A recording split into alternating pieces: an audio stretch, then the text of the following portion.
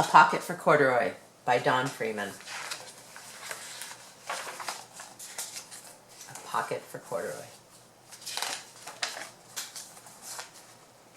Late one summer afternoon, Lisa and her mother took their laundry to the laundromat. As always on such trips, Lisa carried along her toy bear, Corduroy.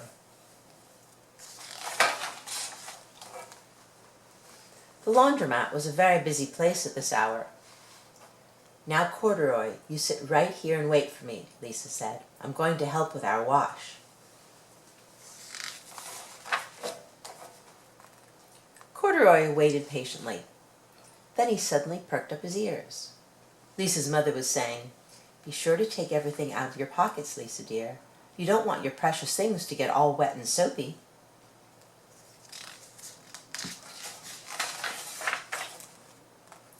"Pockets?"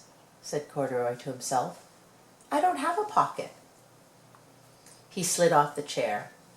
"I must go find something to make a pocket out of," he said, and he began to look around.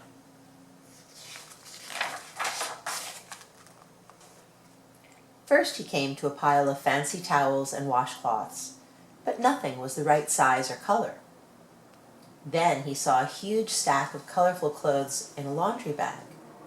"There ought to be something in there to make a pocket out of," he said.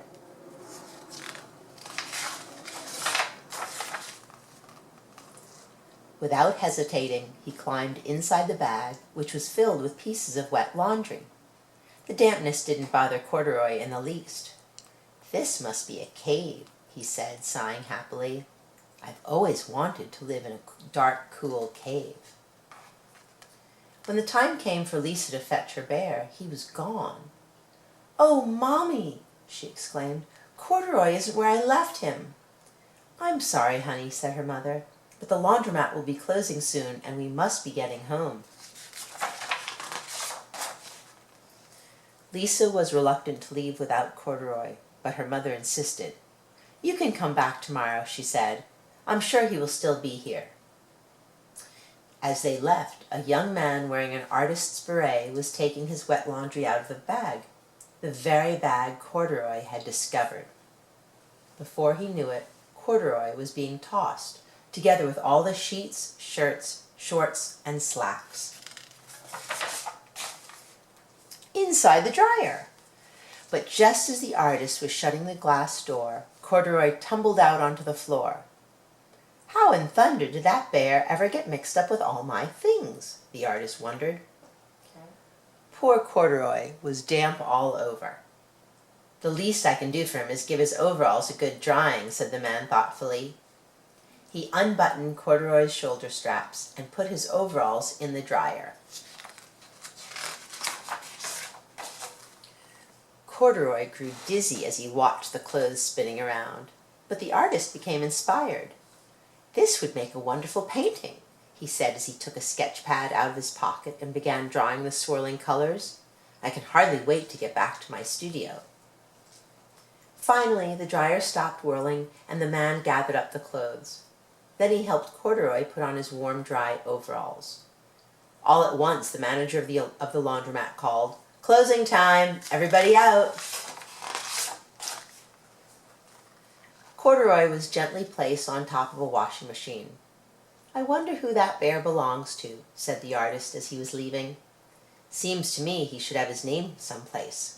He's too fine a fellow to be lost."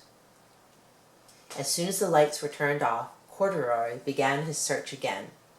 He was surprised to see something white glowing in the dark. "Maybe it's snow," he said excitedly. "I've always wanted to play in the snow."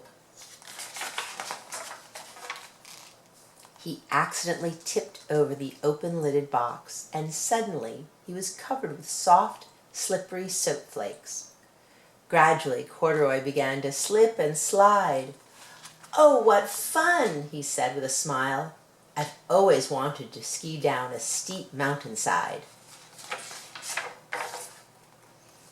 He landed paws first in an empty laundry basket. "This must be a cage," he said, peeking through the bars. "I've never wanted to live inside a cage like a bear in the zoo." But by now, Corduroy felt drowsy, and soon he nodded off to sleep. Next morning, when the manager came to open the door of the laundromat, there was Lisa waiting. "I left something here yesterday," she explained. "May I look around?" "Certainly," said the manager. "My customers are always leaving things." Lisa was searching under the chairs and in back of the washing machines when she heard the manager call her. "Is this what you're looking for, señorita?"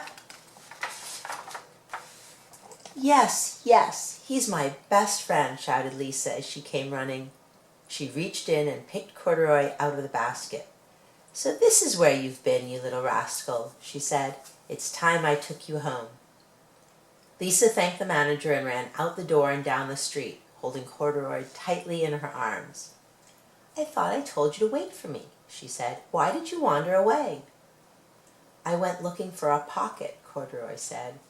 "Oh, Corduroy, why didn't you tell me you wanted a pocket?" asked Lisa, giving him an affectionate squeeze. That very morning, Lisa sewed a pocket on Corduroy's overalls. "And here is a card I've made with your name on it for you to keep tucked inside," she said. "I've always wanted a purple pocket with my name tucked inside," said Corduroy, as he and Lisa nuzzled noses. The end.